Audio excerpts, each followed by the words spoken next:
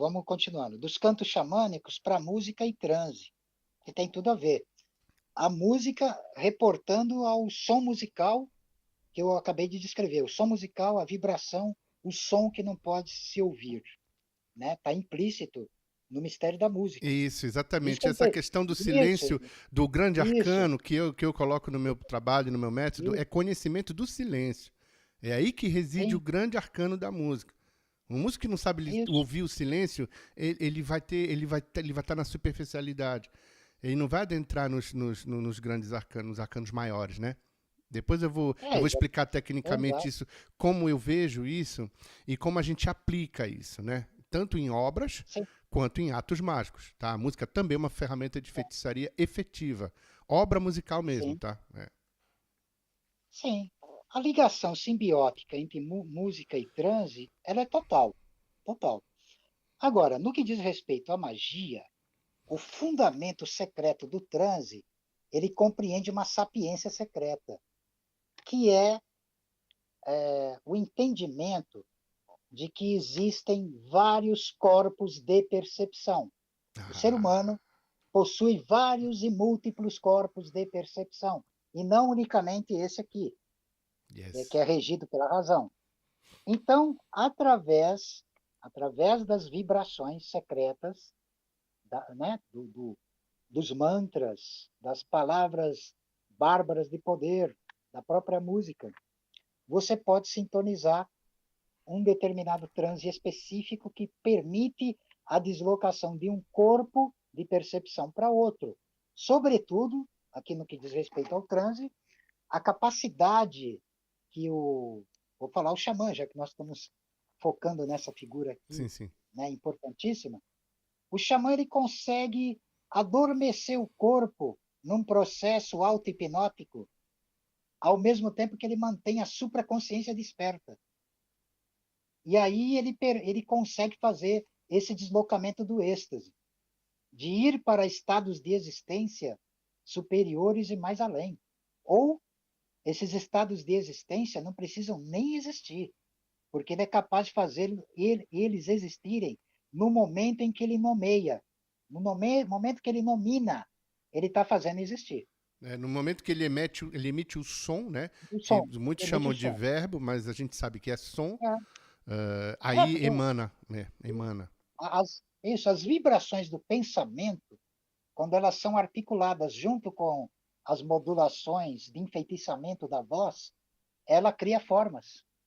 O pensamento se coagula, né? Não tem aquele conceito.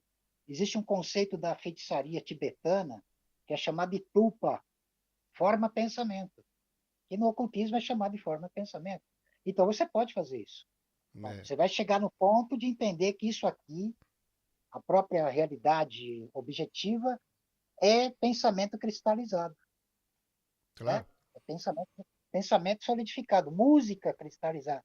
Lembra do velho Schopenhauer, que nós já Nossa, discutimos? nós já Ele conversamos fala muito. que ele fala que a arquitetura e a criação é música solidificada, cristalizada. Então, Exatamente. E corrobora hoje é, com o que a física quântica está nos mostrando em termos de conceito de como se manifesta no mundo atômico, né? No mundo atômico, as últimas experiências que foram feitas aqui no acelerador de partículas, no CERN, aqui na Suíça, nos mostra que a partícula de Deus, no caso o bóson de Higgs, eles já descobriram algo muito mais louco, que essa partícula, ela segue uma espécie de uma ressonância harmônica, como se fosse uma corda que vibra em função de outras cordas que não estão necessariamente em partícula.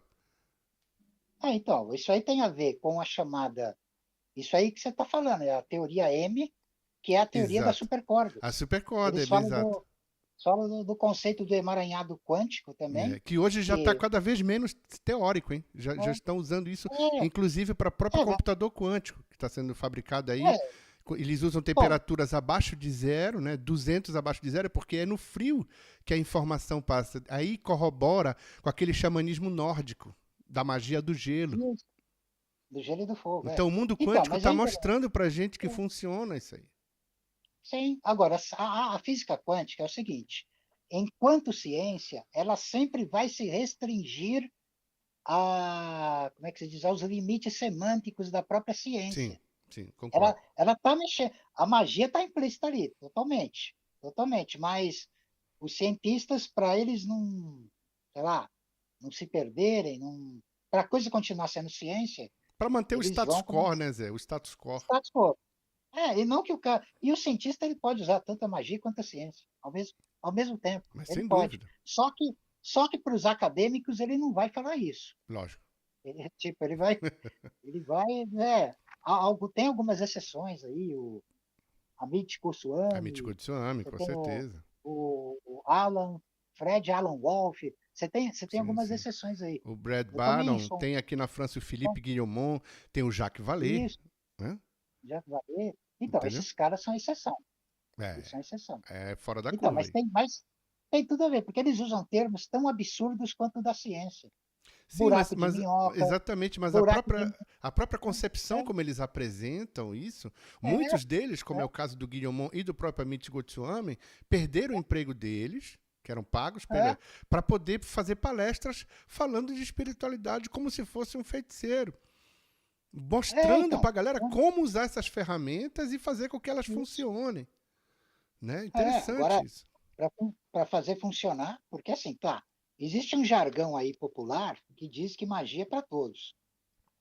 Cara, e aí que tá, aí que tá tem uma ardilosidade implicada nessa história Sem aí, né? dúvida. Porque assim, a magia até qualquer um pode praticar magia, mas nem todos são feiticeiros, nem todos são magos, nem todos são xamãs, e nem todos serão feiticeiros, magos, xamãs, bruxos, Concordo. não serão.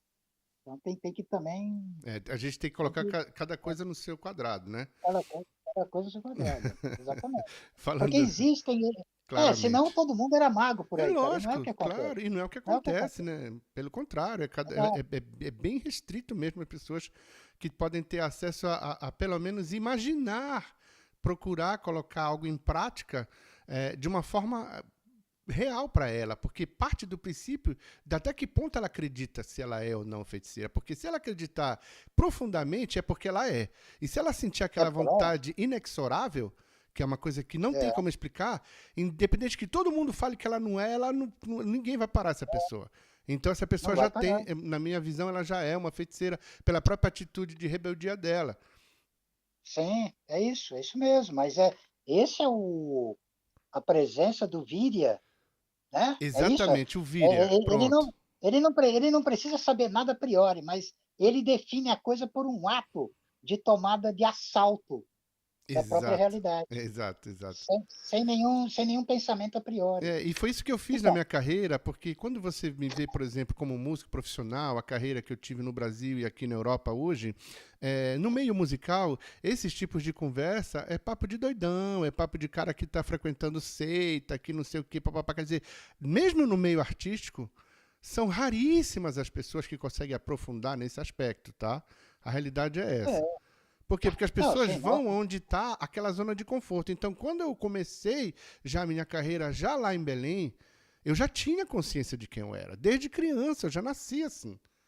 Vendo, sim, claro, dentro da minha casa coisas relacionadas a isso, porque eu sou de família que trabalha com esse tipo de história, tu tá entendendo? Mas independente sim, disso, eu não assumi e nem fiz parte de nenhuma dessas religiões. Eu fui estudar coisas muito mais profundas, então eu me interessava muito mais sobre o hinduísmo, eu me interessava sobre as coisas do Aleister Crowley, eu me interessava sobre a Helena Blavatsky, já desde adolescente, mas sendo músico. Só que aí eu percebi com o tempo de que não podia levar essa conversa com todo mundo, porque as pessoas ou elas se tiravam sarro, quer dizer, levavam a coisa para a coisa mais baixa possível, ou elas não conseguiam entender o assunto e mudavam de assunto. Então, eu sempre tive mais acesso a pessoas com muito mais idade do que eu.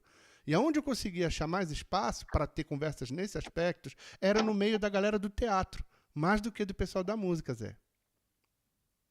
então, e quando nós conversamos pela primeira vez, a nossa conversa foi de feiticeiro para feiticeiro, É né? verdade, Nós verdade. gargalhamos, nós gargalhamos em estado de êxtase, nós fomos para outros mundos. Foi muito Foi legal. muito